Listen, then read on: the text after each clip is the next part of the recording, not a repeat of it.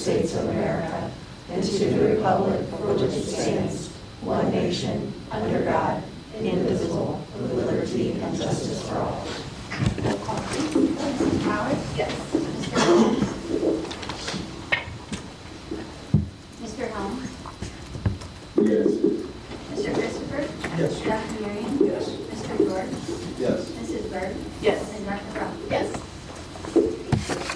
I need a motion to adopt the agenda as presented. Dr. Marion, second. Dr. Roth, any discussion? All in favor say aye. Aye. Any opposed? Alright. Next, we have the consent agenda. I need a motion to approve the consent agenda as presented. Mr. Christopher, second. Mr. George, any discussion? All in favor say aye. Aye. Any opposed? All right. Financial report. All right, good evening. I have great news to share today. So I won't talk as much about the May year ending and the June year ending. I think last week I was here worried about $6 million in payments that may not have made it. Most of them came in. The state did only give us half of the ECSE, but the net result is we're going to finish with a slight surplus for the year of about $1 million, which is much better than last year. Part of that is we don't have to make the medical transfer. Our medical claims are actually down compared to last year by 5%. That never happens. I was expecting a transfer this year and a transfer next year, but our premiums from the paycheck actually were enough to cover claims this year. I feel like having a party. It's such good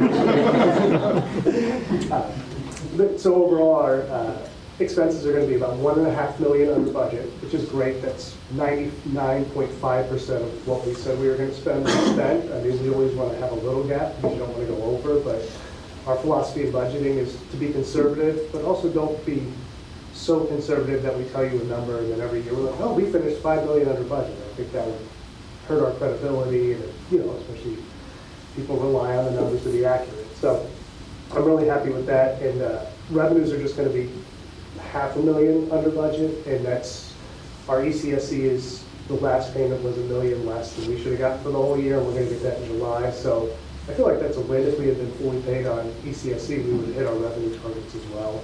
I think that works out to about $1 million surplus, which is 0.3% of our total budget. And I think next meeting I'm going to recommend we transfer that to capital projects just so we have it ready for emergency surprise expenses in future years without having to hit operations. So I don't know, I'm just really happy. I think we did a great job of controlling what we could control. Expense-wise, we hit our salary numbers, we hit purchase services and our capital supplies. So we did a great job controlling expenses, and that's how we got here. Any questions? I need a motion to approve the financial report as presented. Mr. Christopher, second. Dr. Marion, any discussion? All in favor say aye. Aye. Any opposed? Old business? Old business, we have one item under old business. I'm going to go back to Mr. Whittle. Last week, we had a draft of 26 to 27 budget, and now we bring that back to you for approval. So Brian, why don't you give us a rundown on what that looks like? All right, so none of the numbers have changed from last week. We're still looking at a $2 million shortfall for the year in budget. Again, that's conservative. We put 99.5 of our expenses again, we would still finish with about $1 million deficit. So I still think next year is just a good chance to hit that number, but just like you can always be surprised. Maybe the state ends up collecting more and then reimbursing us more for actually getting this that number. We're all waiting to have a surplus, but overall I think we're going to be about $2 million. And I can go over all the numbers that were over last week. I just 1 week later you want to figure them together or not. I need a motion to approve the 2027 district budget as presented. Dr. Marion, second.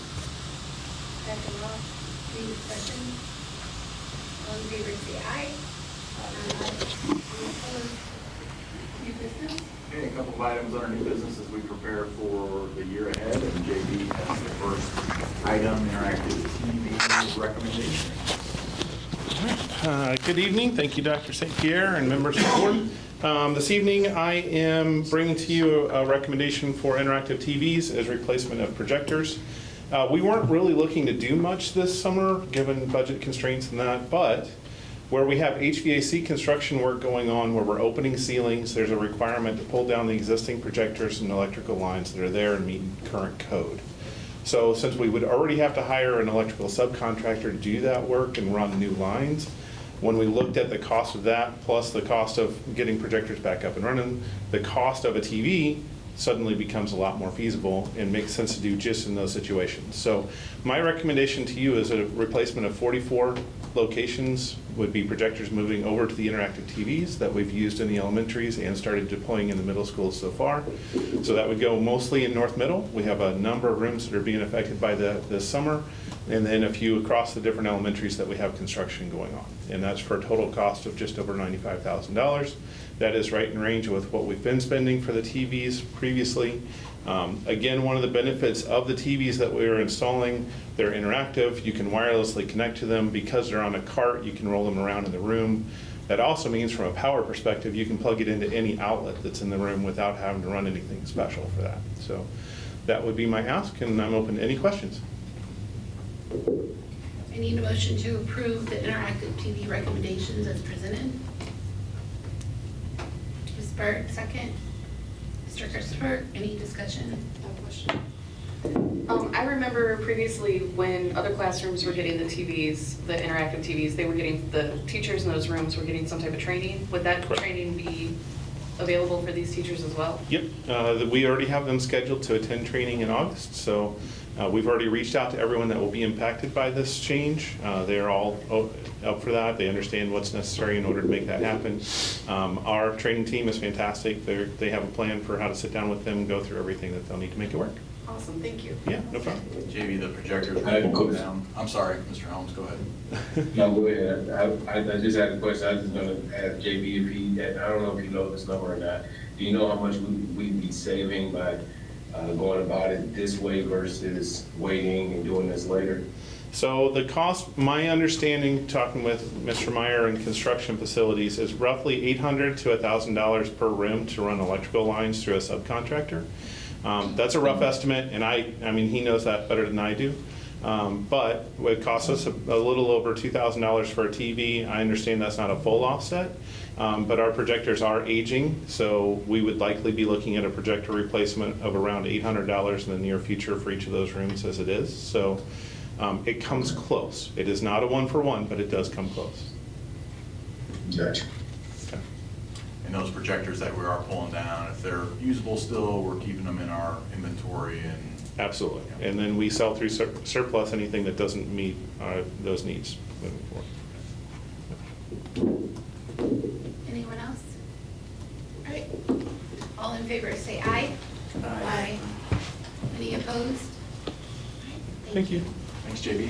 Mr. Paul Becker is here, and he has the next two items, again, in the theme of preparation for next school year, Director of Student Nutrition Services, and he's got some meal prices that he's going to recommend. Dr. St. Pierre, members of the board, administrators. Thanks for having me. To start out, meal prices.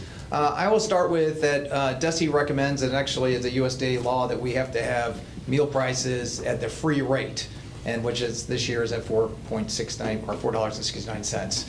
But since we meet all meal standards and local regulations, we do not have to follow that. So luckily here in St. Charles County, we don't have those kind of prices for our students. But we do want to make sure we're keeping up with the CPI index for food, which is 2.7% from this past April for a year ago. And as well as our raises that we have for our staff at 4%, I'm recommending just a modest 5 cents increase across the board for each one of our categories. Those categories would be elementary breakfast at $2.20, elementary lunch $3.20, secondary breakfast $2.20, secondary lunch $3.30, adult breakfast at $2.35, and adult lunch price at $4.45.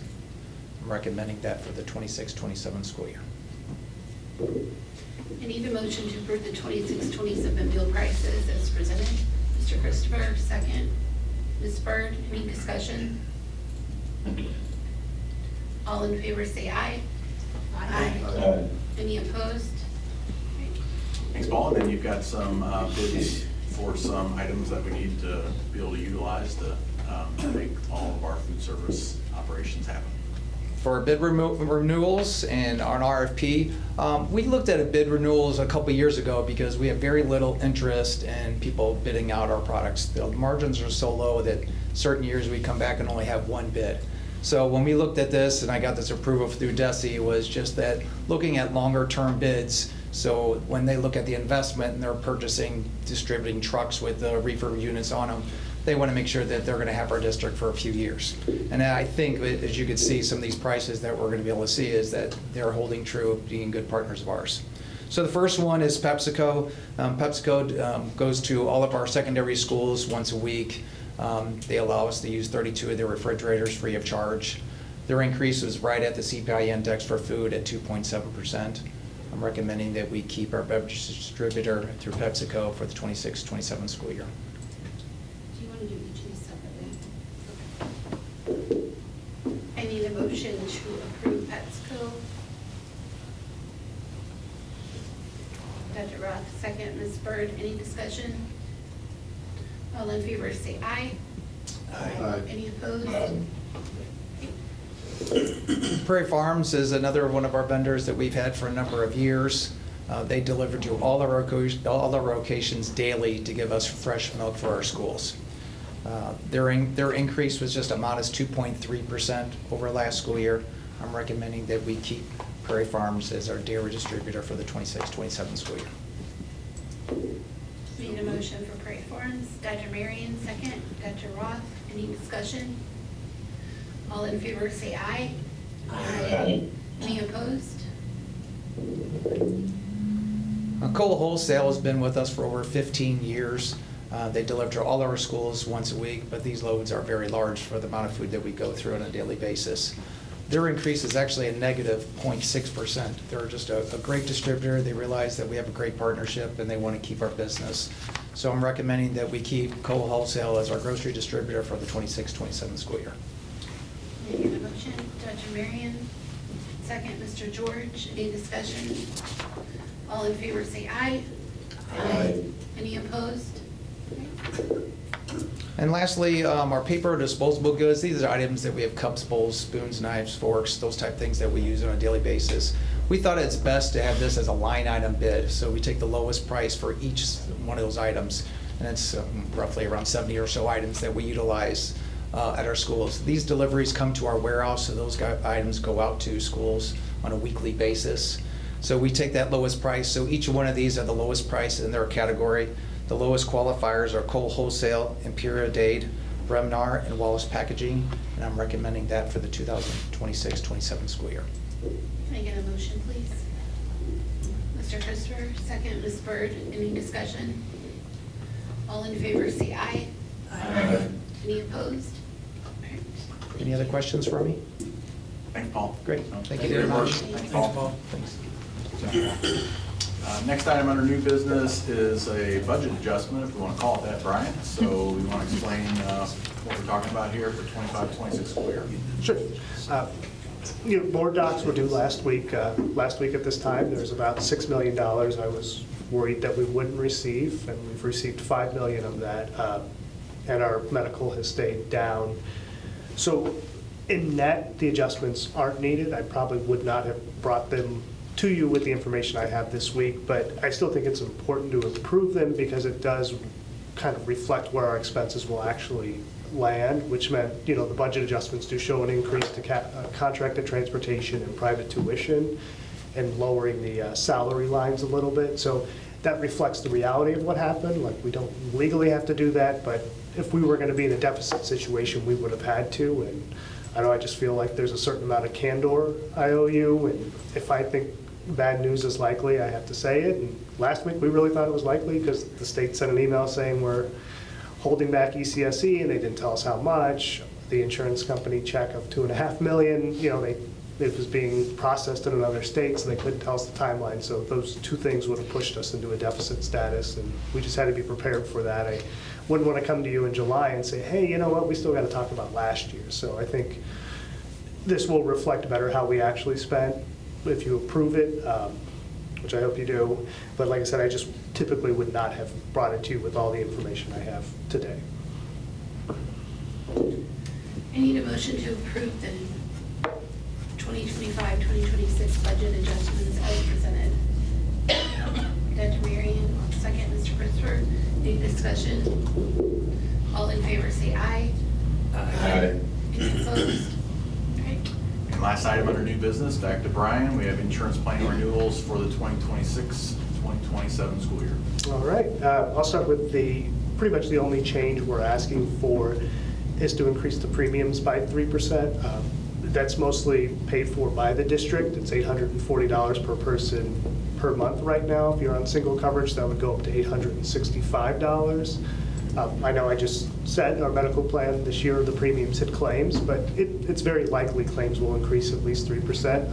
Our broker says 9%, but as I always tell my broker, you overestimate every year, so I knock it down.